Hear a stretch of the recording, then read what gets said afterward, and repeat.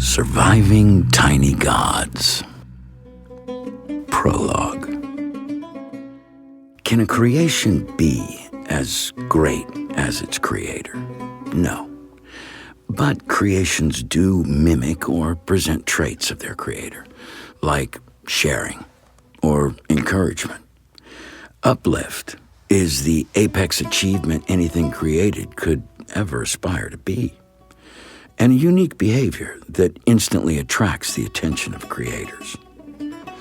Our creator is an infinitely measurable, massive entity.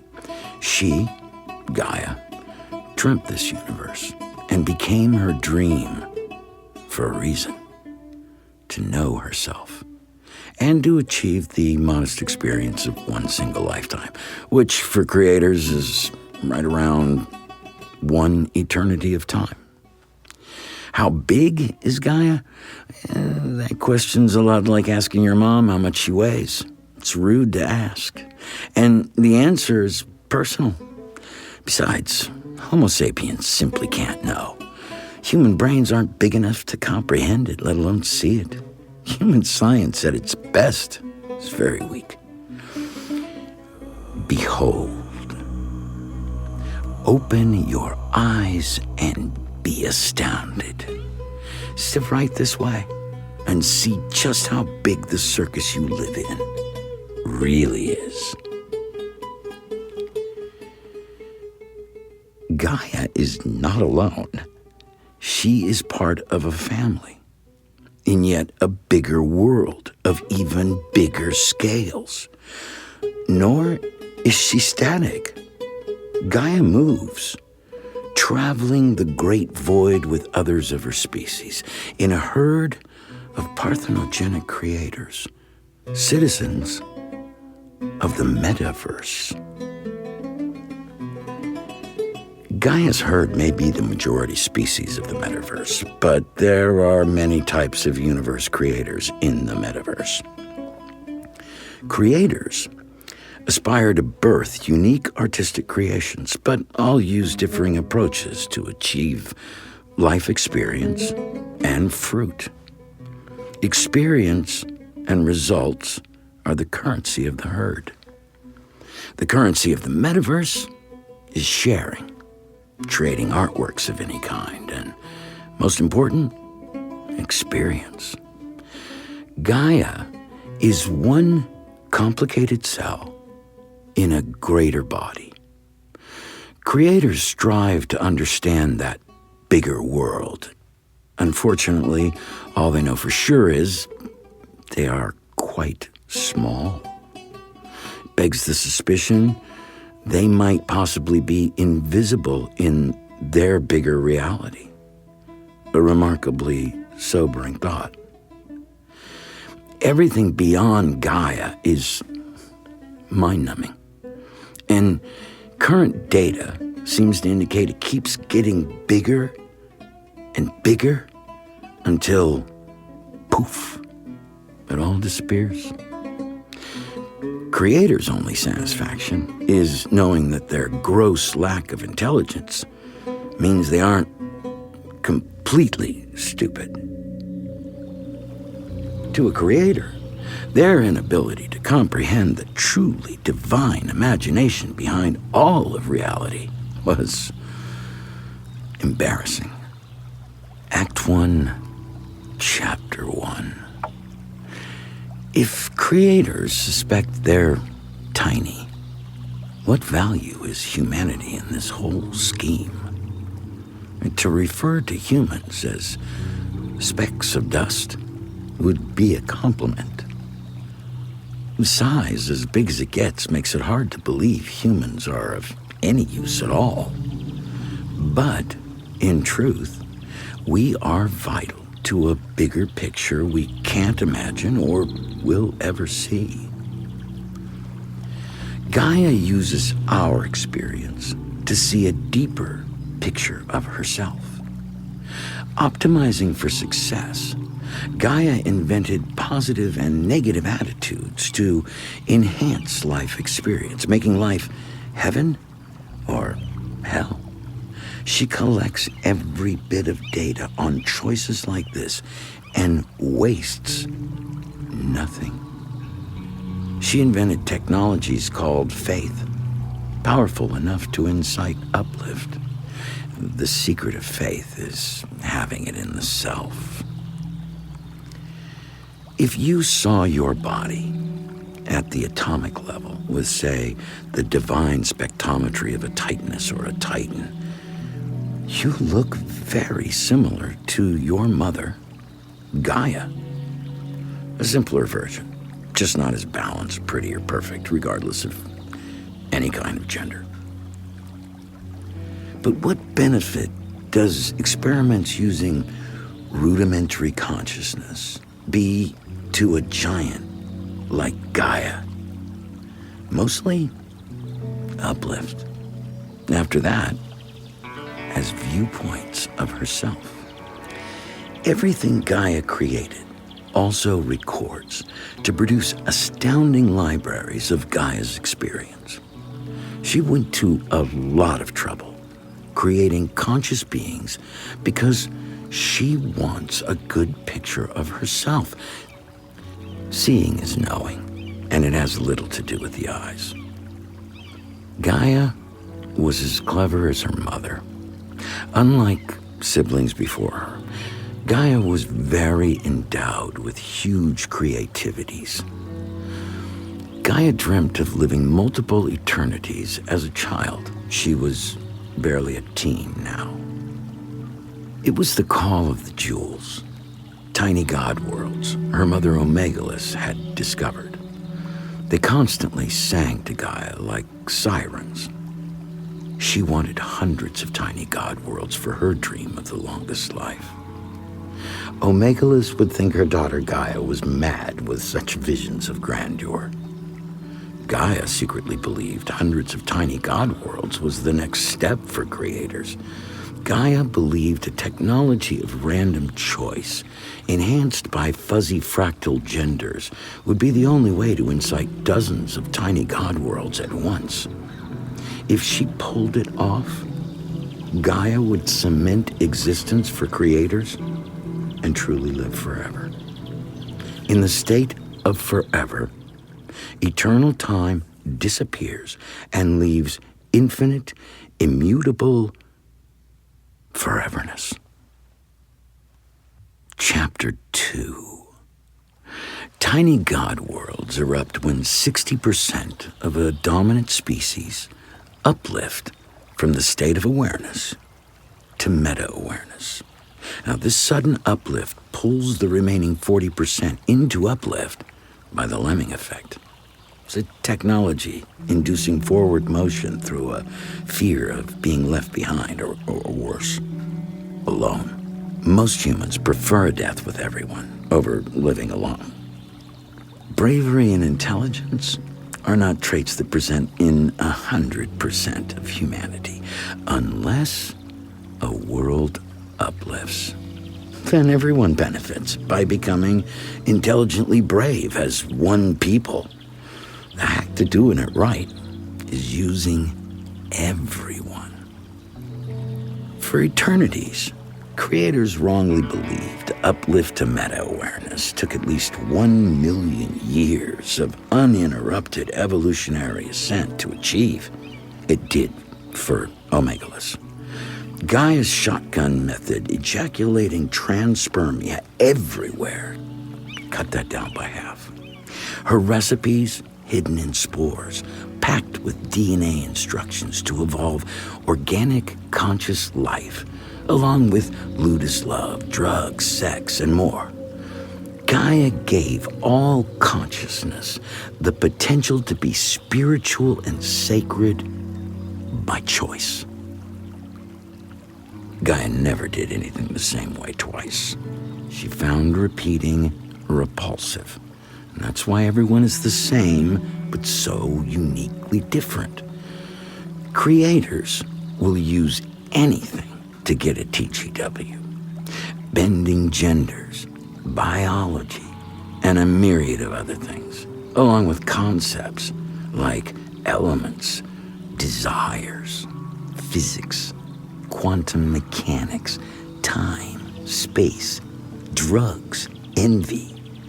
For humans, the most powerful tool, besides love, is the awareness of being aware, or meta-awareness, and both lead to uplift. Awareness starts comprehension. Then, uplift bridges the seen and known to the invisible and unimaginable. The tiny God world is a magic cornucopia. Yes, creators acknowledge magic exists. TGW science was incomprehensible until creators imagined and finally comprehended them. Is this not magic? If Omegalus knew how big Gaia's dream really was, she might have stopped her. Gaia's divinely wild perspective felt conservative to her. She was using what was under the kitchen sink. It wasn't her fault she was built smarter. The herd assumed she'd be like her sisters. They underestimated her curiosity. That's not her fault. Nor was she verbally or subconsciously forbidden to decipher her mother's library while in her nursery crib. Oh, Gaia found pay dirt in history. And her plans for our universe started in her crib. She carefully looked back through time with her baby eyes and discovered an ignored, misunderstood, repeating fractal pattern buried in the echoes of recorded eternal libraries. Way back through the 12, to the first creator, the original, the one. It was an unfinished formula for success optimization using gender variations. Gaia slowly understood the mutant fractal as it was repeatedly discarded or ignored over the time by ancients, and Gaia finished the formula. To be fair, Gaia noted the partial formula in data looked like a small fuzzball on a sweater. Annoying. Easy to ignore. Gaia used dabs of fuzz and allowed her evolutionary history to mix with our present universe. Going backward to blast forward was a creative application of the work smarter, not harder credo. As a baby, Gaia saw that, historically, the unexpected always arrives unexpectedly. Humans have just enough juju, conscious awareness, to achieve something remarkable. Remarkable for Gaia was uplift. If humanity could uplift by themselves without divine meddling, supervision, or control, humanity had a shot at being truly special. It's worthy to note that spirituality can't be bullied into existence. Very early on, creators realized TGWs had to be left alone to reach fruition. Any direct interaction or help from a creator always ruined uplift. Gaia had a workaround for this too. Gaia's divine corporation worked 24/7, 365 because they were high and in the state of euphoric orgasmic ecstasy in a hive mind. Compartmentalized brains allowed them to do and accomplish incredible work while pawing each other and getting it done perfectly. The drug was divine. Every life form in the universe has a small amount of DMT in them. The pineal gland in humans, which produces it, is the size of a grain of rice. In a tightness, it's the size of a golf ball. Humans taste DMT at birth and death. It's a transition technology. It seats us in life at birth, and it makes it possible to walk away in death to the next experience. Divine Corp maintains, fixes, or solves the problems and manages the progress that accompany the normal administration of anything large, like Gaia's lab, the universe. Gaia had growing petri dishes scattered like shattered tempered glass on thick infinite black velvet, galaxies ad infinitum. A big job, tackled by specialist nurse scientist protocol engineers supercomputer nymphs. Nymphs are where the rubber meets the road. They are the workhorse of Gaia's smooth-running heavens. Predominantly feminine, nymphs also present in countless gender combinations and forms. Nymphs are infinitely customizable, and Gaia treats them like girlfriends. They're always close by and connected.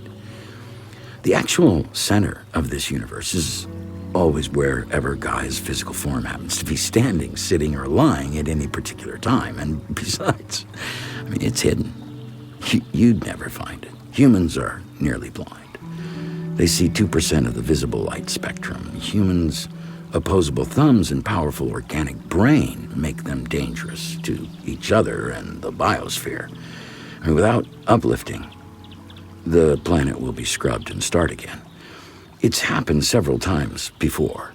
There's architecture all over the planet, spread out by thousands of years, that show how many times humanity's failed and evolved to start again. Uplift is the only thing that can stop that cycle. The desire to uplift is in your DNA. We're designed to become elevated, and we're not alone. There are a phenomenal number of human-type species out there. Ours is remarkably weak compared to the marvel it has the potential to become. Chapter 3. Winning comes from thinking positively and from failing a lot. If failure is seen as bad, uplift has little chance of success. Learning is the adventure. First comes the test, followed by a lesson that facilitates understanding.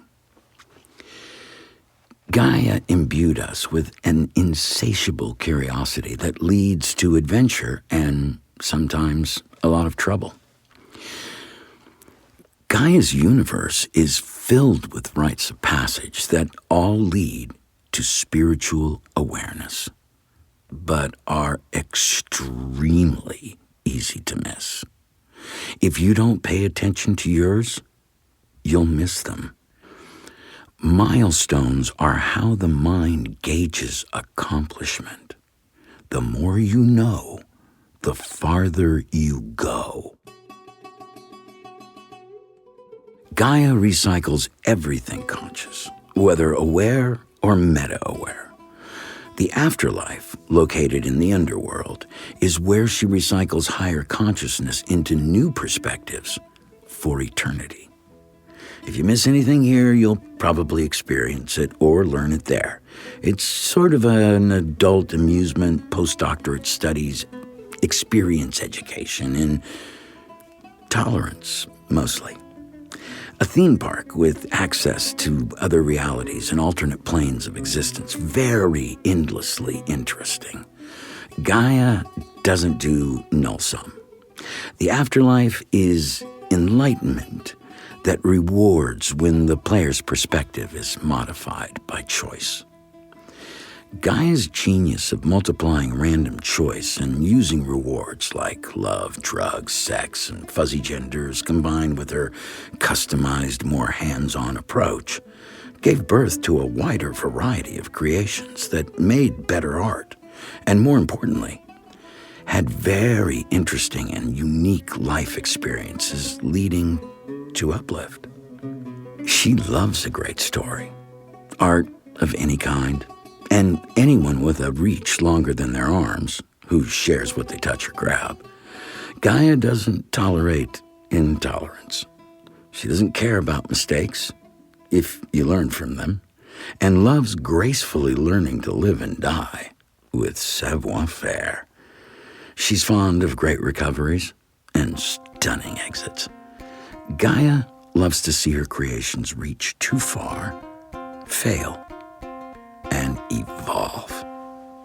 To her, Evolving is a chocolate frosting full body rush. Gaia has parties when she sees a particularly good leap of evolution.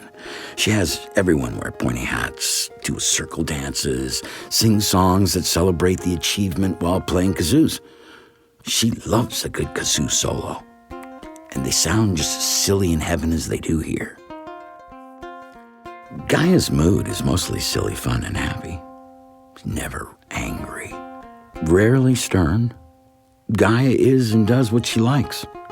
Cuddling, kissing, costumes, drinking toxic cocktails or anything that makes her burp. Gaia loves burping after drinking. Digestion is fuel tech Gaia doesn't require. She drinks because it's fun to burp. Impossible, often toxic gaseous cocktails were graded by a careful system of burps that were measured by volume, length, or number of words uttered in a single burp. Gaia loves to dance with everyone on her giant bed. Huge musicals with complicated dances. Gaia is a supremely loving, cool artist. She was asleep now, but still working, as it happens, on choice and gender. Life is all about choice, and Gaia was choosy. Gaia imagined gender types in the millions, with billions of variations. And she never intended only male and female gender, because they caused catastrophic failures. It always became war, horrific dystopia, or madness. Gaia had cranked up gender types to raw, perfect distortion, the same way an electric guitar does in rock and roll. Keeping the gain pegged, she found the perfect complementary chord of change. It was a ton of work, and why Gaia had taken to naps. She wasn't the first creator to sleep on the job. Many creators recorded mixed results from different versions of nodding off at the wheel. It was dangerous, but life is a risk, and without rest, it was possible suicide. Gaia felt like she just laid down seconds ago. She ignored the alarm and felt her body stretch. She needed every blessed second. She was exhausted, single mom tired. She'd only been asleep for 5,000 years. It wasn't as though she'd slept for an age. It was barely a catnap when compared to her massive timeline of attention. It was a pause between words, not a vacation. Chapter 4. Like her earlier naps, before waking, Gaia radiantly glowed as she crammed herself into her tiny physical form. It steadily warmed her great huge bed and all those on it. Divinities and fabrics are immune to heat, but at a certain point, no one can see anything because of her blinding supernova glare. It takes a few minutes for her to turn down the glare to working conditions. It was easier on Gaia's creations if she took her time ramping up her immense physical power slowly. Plus, it gave her time to read and reflect on all the new data and current simulation results. Heaven was up to date on everything through touch. Gaia used hive minds to verify real-life simulation currently in progress. Gaia was always in search of a TGW. All harvested data was supervised by Titanides, goddesses, and billions of nymphs all throughout the heavens, with a constant send flowing into Gaia asleep or awake.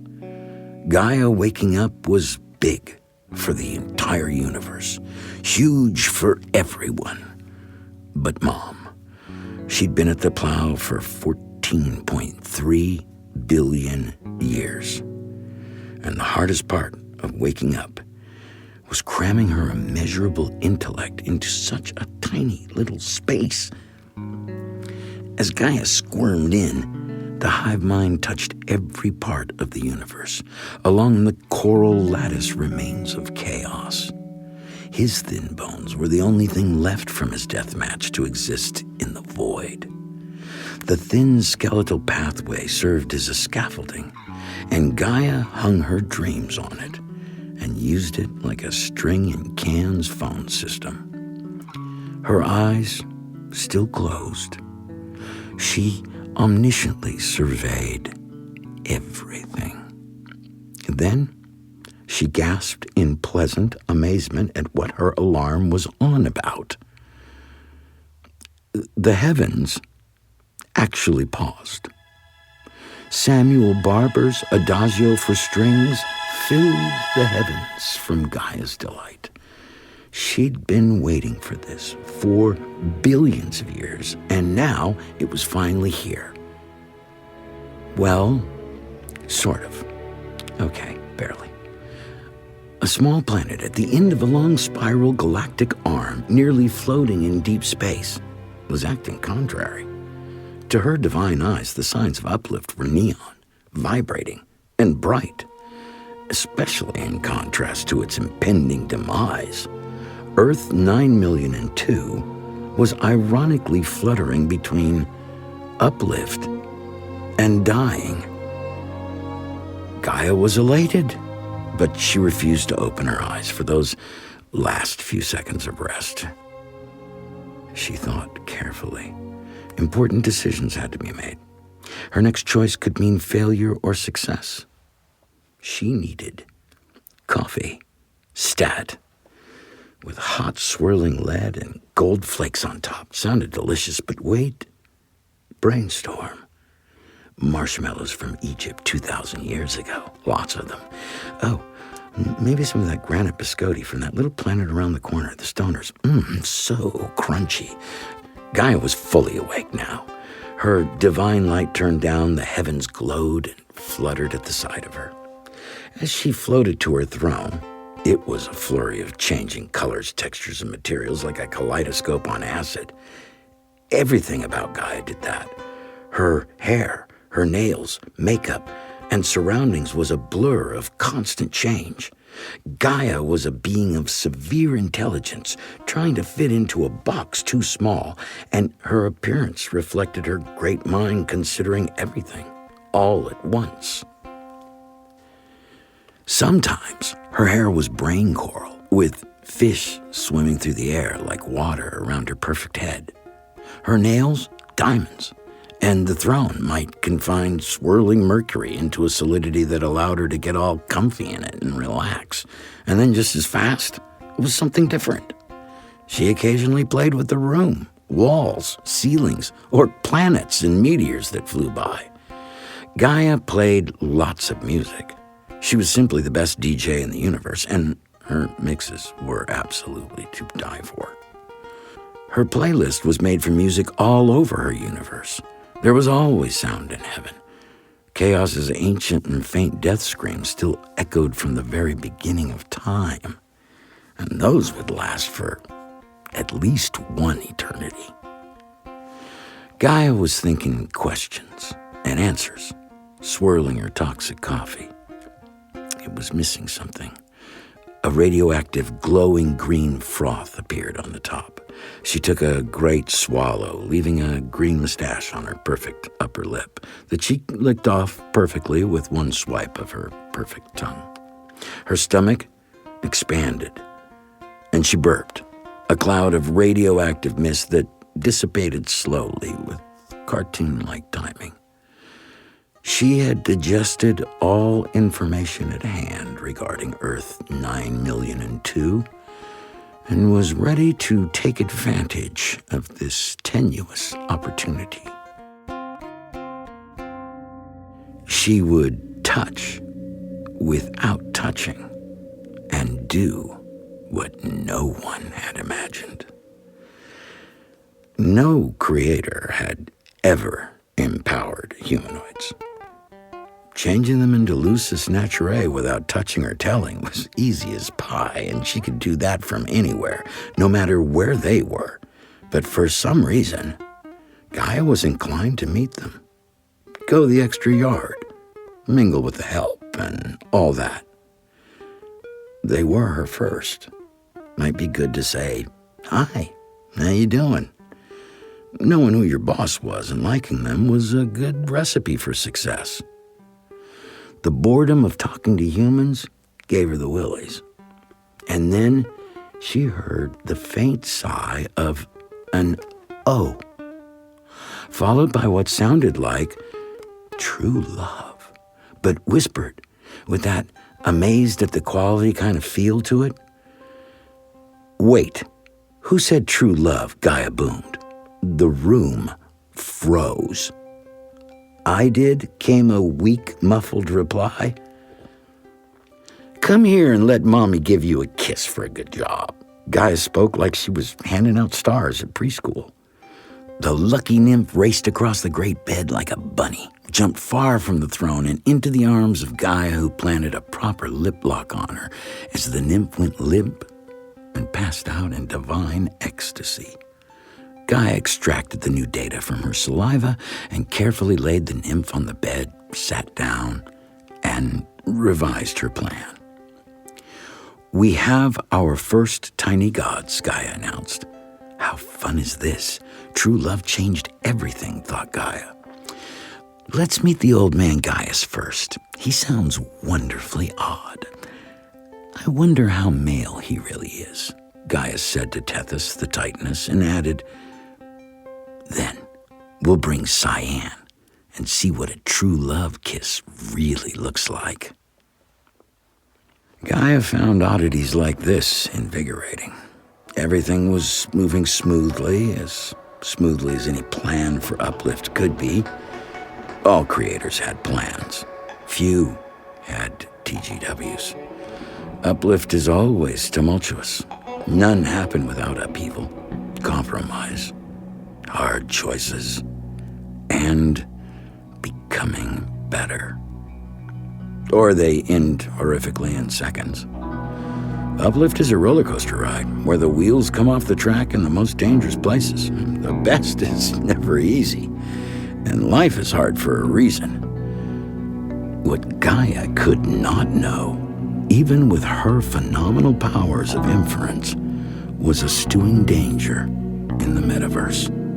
Invisible to Omegalus and her kith and kin, the end was plainly in sight, speeding down a freeway 8 lanes wide. No one saw it coming because no one was looking.